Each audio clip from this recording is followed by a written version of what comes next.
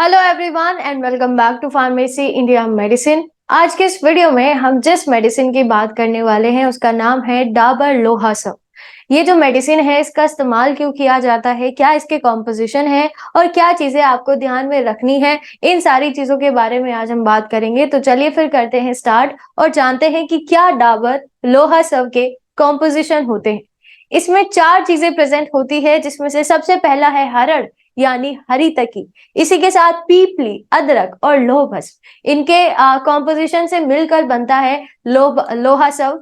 और ये जो मेडिसिन है इसका इस्तेमाल किया जाता है एनीमिया यानी अगर बॉडी के अंदर खून की कमी हो रही है, आरबीसी यानी जो लाल कोशिकाएं होती हैं आपकी, लाल रक्त कोशिकाएं होती है, अगर उनकी कमी हो रही है बॉडी के अंदर तब इसका इस्तेमाल किया जाता है। इसी के साथ लिवर रोग में यानी लिवर से रिलेटेड अगर कोई प्रॉब्लम है तब भी लोहासव का इस्तेमाल किया जाता है।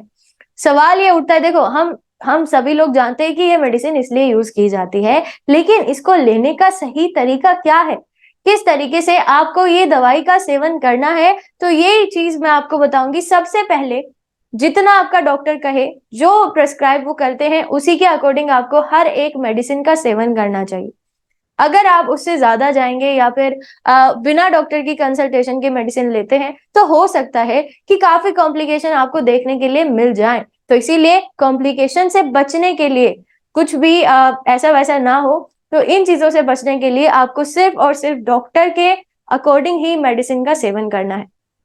उसके बाद इसको खाने से पहले लेना है या बाद में लेना है, तो बेसिकली इसको खाने के बाद लिया जाता है, 2 छोटी चम्मच। इसके बाद किसके साथ लेना है, लेने का तरीका क्या है, गुनगुने पानी के साथ। कैसी दवाई है ये ऑरल मेडिसिन है, मौखिक दवाई है, यानी मुंह के थ्रू आपको इस मेडिसिन को लेना है। फिर कितनी बार लेनी है, तो दिन में 2 बार ये मेडिसिन का सेवन आपको करना है। कितने ड्यूरेशन तक यानी कितने समय तक आपको इस मेडिसिन को लेना है, तो उसकी बात करें 1 हफ्ते तक। आपको ये मेडिसिन का जो सेवन है वो 1 हफ्ते तक रेगुलर बेसिस पर करना है, या फिर जैसा भी आपका डॉक्टर कहता है उसके अकॉर्डिंग। सवाल उठता है सेफ्टी इंफॉर्मेशन का, यानी कि क्या क्या चीजें आपको लेने से पहले ध्यान में रखनी है। सबसे पहला है कि जो भी मेडिसिन आप ले रहे हैं उसका लेबल ध्यान से पढ़िए, केयरफुली पढ़िए। कुछ भी प्रॉब्लम है, कुछ भी एक्सपायरी डेट या मैन्युफैक्चरिंग डेट कुछ भी है, तो उन चीजों को ध्यान में रखते हुए आपको मेडिसिन लेनी है। कूल और ड्राई प्लेस पे इसको, यानी ठंडी और सूखी जगह रखना है। डायरेक्ट सनलाइट से बचा कर रखना है क्योंकि ये मेडिसिन रिएक्ट कर जाती है।